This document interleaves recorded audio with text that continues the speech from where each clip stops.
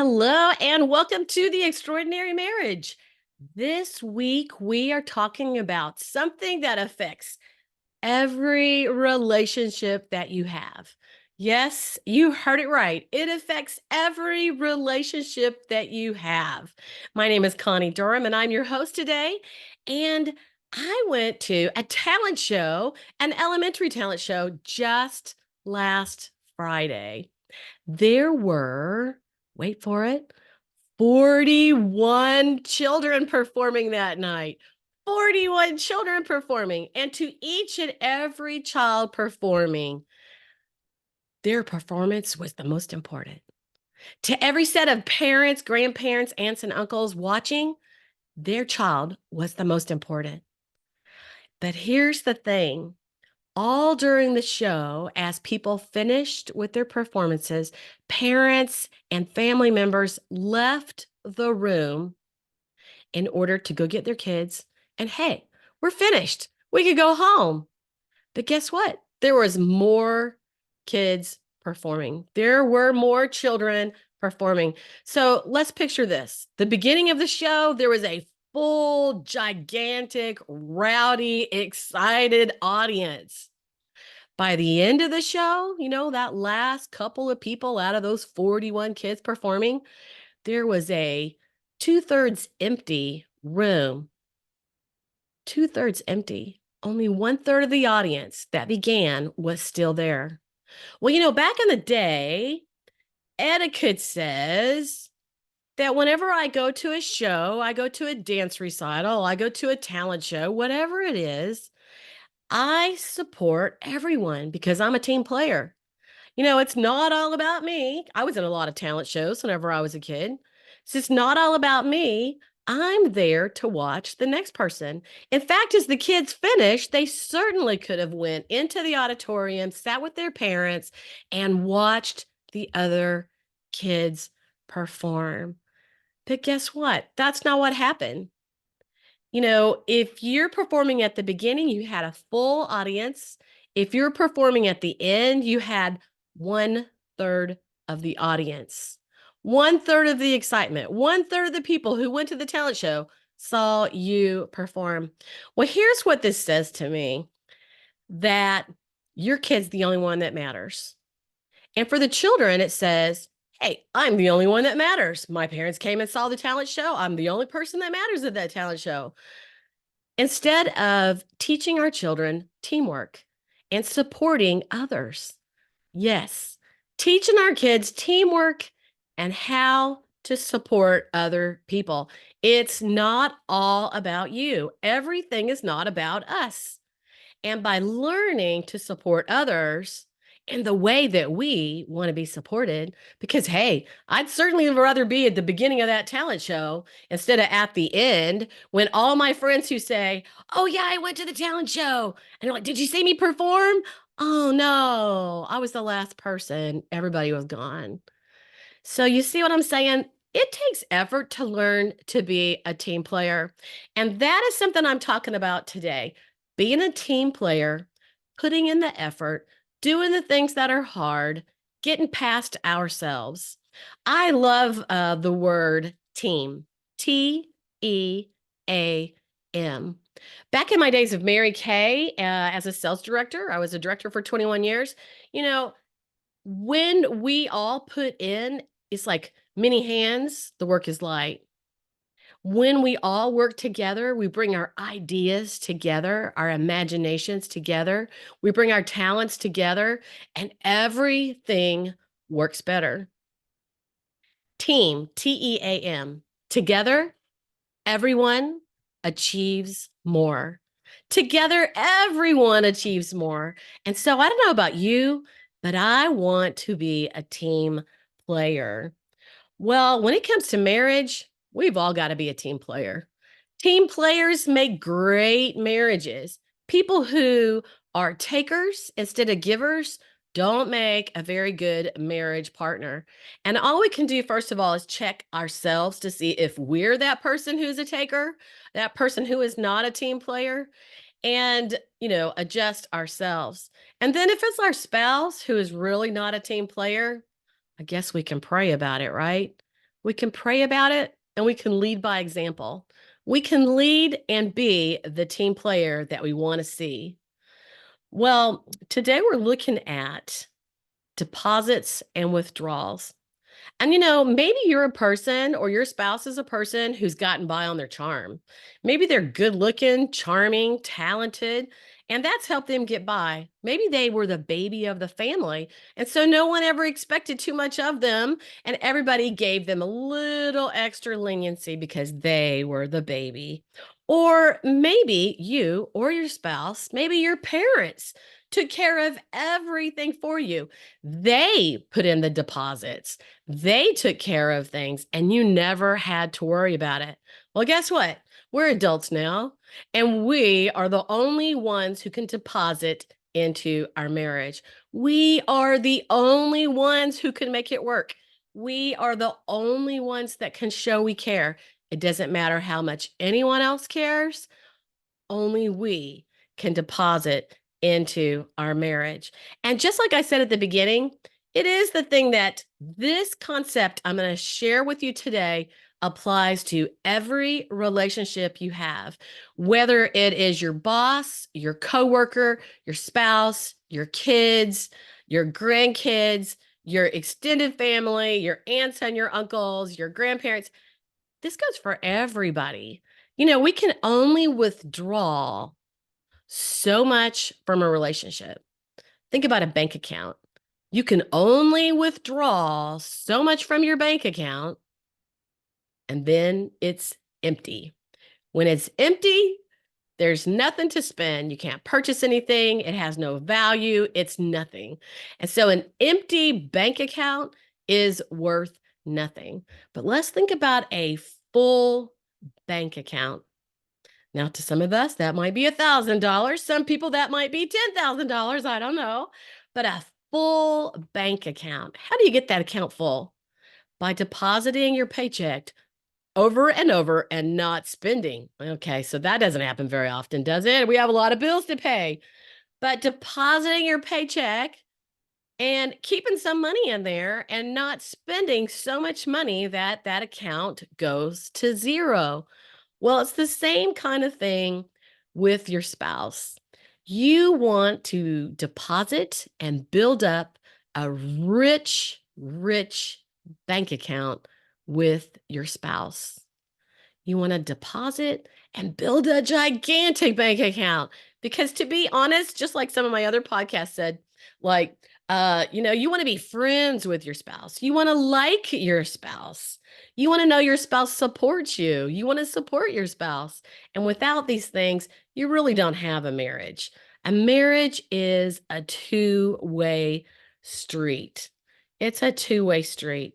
So let's first look at the problem. The problem is when we make too many withdrawals in the love account of our marriage. When we make too many withdrawals, that means we're taking energy, sucking out energy, and we're putting nothing back in. So, what are some ways that we withdraw from our marriage? Well, and of course we do. We all do some of these. The thing is, it's important to make sure you put in deposits to take care of those withdrawals, right? All right. So some of the things are impatience. Did you know that some people are naturally patient and some people are naturally impatient? Why is that? They're like, well, I don't have time for this. I mean, when somebody's impatient with you, it basically eventually says, you know what, you don't matter so much to me. I got other things to do. Now, sometimes we're really busy or we're working on a project or something, and we have to stay focused on what we're doing. But typically, if you're showing a lot of impatience, it shows or makes that other person feel like they're not important. Moodiness. Yes, some people are more naturally moody. There goes back with those human behavior styles that I teach in Communication Secrets for Marriage. Some people are moody, and I will say they can't help it a little bit. But when we become aware of things, we can help it more. Plus, we can make more deposits so that we can get past that when we realize we're causing a problem. But moodiness, maybe they're low on energy or they're upset about something else or they're bored. I know I got bored sometimes when my kids were little. But moodiness is a withdrawal from your relationship. Oh, and here's another big one, unforgiveness. I really just choose that unless it's a really, really big thing, I just choose to be forgiving. Why? Because I would want to be forgiven if I did something stupid. It's like forgiveness. It's like treating each other the way you want to be treated. Would you want your spouse to become angry with you and not speak with you for days or weeks or months? Surely it really doesn't go on that long. But, some people are unforgiving and they hold a grudge. That's a big fat negative, and it draws a lot of energy from your account. Your account's about to be empty. You got to make a deposit. Another thing is maybe somebody doesn't keep their word. And so that really brings about lack of trust. If somebody doesn't keep their word, I don't know if I can trust them to do what they said or not. It's really important to keep your word and to keep your commitments. Really be careful not to say something and not to commit to something unless you intend to follow through. Sometimes people have not learned this, your parents or your mentors, your friends or your mentors, everybody we hang out, we become like the people we hang out. And maybe all the people that were around you when you were a child did not keep commitments. Well, let's stop and think. How'd that make you feel? If somebody doesn't keep a commitment to you, maybe dad said, "Hey, I'll take you out and play ball this afternoon." And then he's like, "No, I'm not doing that. Go away."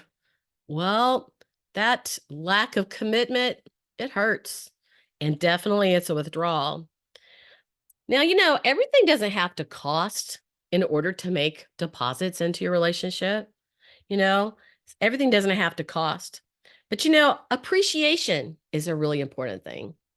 To be appreciated, to know that you're loved and cared for, and whatever you're doing for your family or for your spouse is appreciated. Maybe it's as simple as cooking dinner. And, you just like, "Hey, thanks for making dinner." I mean, like if somebody cooks for me, I'm like, "Thank you. I just like to eat." But appreciation, to be appreciated. And when somebody is unappreciative, unthankful, uncomplimentary, it's a withdrawal. Some people literally don't try. I would say that sucks the account right down to the bone very, very quickly. Yelling, losing your temper, definitely a withdrawal. Being inconsiderate, a withdrawal. Overspending the family funds, a withdrawal. And ultimately, being a selfish person, withdrawals from your account. And like I said, you start out with a bank account, but eventually, if you only withdraw from your bank account, eventually it goes to zero. What does that mean when you're married? Well, if it never refills, eventually, I would say that marriage is over. I mean, we can all, make do with an empty bank account for a short while, but not for a long while. If it's a one-sided relationship where one person is always doing for the other or taking care of things around the house or all of those kind of things, then eventually it just gets old and it gets tiresome. So let's turn the table and let's talk about deposits because I like a full bank account. Do you? Well, let's think about it. It could be simply the real thing of real money, paying the bills. Maybe you work and you deposit your check and you're reliable to do that. There are some people who cash their checks, spend most of their money, and don't pay their bills. Yeah, that was a withdrawal. So if you're a person who's responsible and reliable, and you work hard and you put in that paycheck and deposit it, that's definitely a deposit in your relationship too. Maybe you wash clothes. I think everybody likes to have clean clothes to wear. Sometimes we take things for granted or take people for granted whenever they take care and they wash our clothes or cook our dinner and that kind of thing. We take them for granted. But honestly, let's think about it. What if you come home from work and there is no dinner on the table? What if you go to get dressed for tomorrow and there's no clean clothes? Yeah, you can see how those are really deposits. They're things we take for granted, but they are definitely a deposit. Maybe you talk and make decisions together as a married couple. That's really important because if you don't make decisions together, that says, I'm more important than you are. My needs, my wants are more important than yours.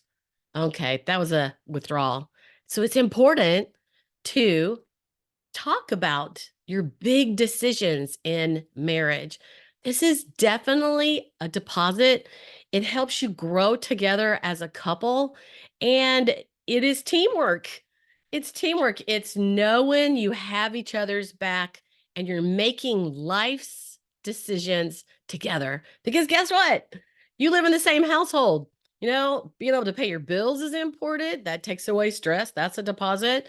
Um, I mean, it's just knowing that you have each other's back and you making decisions together shows that you are a couple. You're a united couple, and that's a deposit. We just had something the last couple of weeks. My husband and I both got sick, and it reminded me as we were both sick, but he was sicker because he got pneumonia. We both had the flu, and he got pneumonia. And so he was sicker. And so he was really bad off. And he's not a person who makes very many withdrawals in our marriage or in our relationship. He's mostly a giver. He's always a giver. But after a couple of weeks of the coughing and lack of conversation and that closeness that we're used to, I started to kind of feel like the account was getting withdrawn. And to be honest, I'm not used to that because he is a giver and he's always doing and always depositing into our relationship. We have a very good relationship that way. But I got a sampling of what it feels like when things are becoming withdrawn. And guess what? I started not to feel so nice and so loving whenever that account was withdrawn. Another thing that is a deposit is compliments and appreciation and thank you. Paying attention to what the other person does, not just what you do. It's kind of like going back to that talent show where, hey, you come watch me in the talent show. When I'm finished, I'm gone. And, like, oh, I didn't get to see you because I was finished and I didn't want to stay. So paying attention to the other person, getting the eyes off of yourself. My husband talks about a radio station. He calls it, let's see, WIIFM. Yeah. WIIFN. What's in it? Yeah. WIIFM. What's in it for me? Yeah, we're human. It happens. But we kind of have to work on that, right? So we want to make deposits by complimenting and being appreciative. Sometimes it's just simply acting loving. It might be bringing a couple of flowers home or making that favorite dessert or, putting your husband's clothes away. Yeah, I wash his clothes, but he usually puts them away. Doing that little extra something, you know, all of these kind of things make a difference. Being helpful, showing that you care. Can you see the importance of making deposits into your marriage? Your marriage is the most important relationship you have. Now, here's what I found. Like when it comes to our marriage and we have a lot of years in, we have a lot of history. I was thinking the other day, like with my mom. So if my mom and my mother has tons of deposits into my life. Like she nurtured me, protected me, took care of me, made sure I got to take dance lessons whenever I was a kid. I was in the chorus. I participated in things. I took piano lessons just a little bit. I don't play piano, but she made sure I had as many opportunities as she could do for me. She was loving and she was kind. And so she put in a lot of deposits. And so there was a time when we had a little bit of a grief, a little bit of a problem, um and there was a withdrawal there. I withdrew. I had a withdrawal and then she had a withdrawal. And there was a little bit of patching up and working on that relationship to fix it. But guess what? She had made many deposits into my life. She taught me right from wrong. She taught me most my values. She taught me about everything that I know. So I had to keep depositing into that relationship until we got it fixed. But let's say that you have a friend and it's a new friend. You've only been a friend for a few months, and some kind of really bad something happens between you. Then you might make an effort or deposit back into that relationship if they did something really rude or mean or not nice. But once you made that deposit, it would be their turn then to reciprocate if they still wanted to be friends. And there wouldn't be enough history. There wouldn't be enough deposits. That account would not be full enough to keep that friendship. And so sometimes somebody has a long history of deposits, and when something goes wrong, oh my gosh, we want to get it fixed. We want to even step back and go, oh my gosh, whatever the problem is, I just want to fix it. But whenever somebody's not had a lot of time and they've not developed that relationship, then it takes less withdrawals to ruin a relationship. So when it comes to, it could be a customer at work and maybe they've been a long time customer. Well, sometimes when it comes to customers, it's not like your family or your friends, and it doesn't take much. Just one pain, one frustration, and it's according to what else is going on in their life. And that relationship may be over. Well, you want to make sure that your marriage doesn't fall into any of those. You might be newly married, you might be married for a few years, you might be married for many years. But when we start to allow withdrawals, constant withdrawals, it might be criticism. Yeah, you might not have realized that. They might be frustrating you because you do things differently and you're button heads. And this is part of human behavior. It's like sometimes one person is very neat and one person is very messy. Well, guess what? If you're very neat, I think that's awesome. I'm not so neat, but I think that's awesome if you're really neat. But guess what? If you're constantly criticizing your spouse because they're so messy, that's a withdrawal. If you're a very messy person and your spouse needs for it to be clean because that's part of their personality style, and you keep throwing your stuff around, that's a withdrawal. So you see how sometimes simple things can be a withdrawal just because of the way we are natured. And there's some give and take in that when it comes to marriage and a great relationship, but we want to be aware of it and we want to pay attention to it. Well, I have a very short 10-day, it's called 10 Days to a Happier Marriage. If you're having trouble with this, you know, practice makes perfect. And a great place to start with me is to grab this is just $18, and you'll find it in my courses on theextraordinarymarriage.com. Grab this 10 days to a happier marriage. And the value on this is it'll give you one tip each day that helps you make a habit of that. It's like, to turn the boat, it takes a little bit of effort. It doesn't always turn easily. And sometimes we start to turn the boat and then we forget about it and we're off to something else. And so this will be 10 days that keeps you in the right direction. 10 days to a happier marriage, just $18. I hope you'll visit me, The Extraordinary Marriage. This is Connie Durham, and I can't wait to see you next week.